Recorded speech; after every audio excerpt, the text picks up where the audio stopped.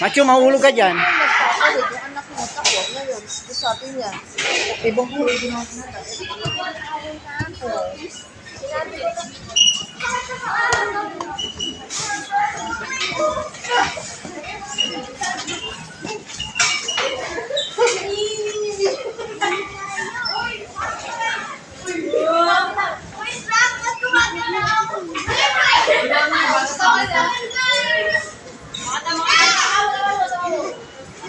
ang dami ko sa kalis.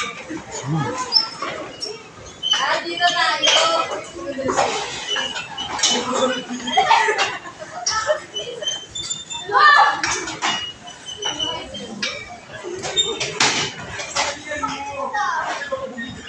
Little bata.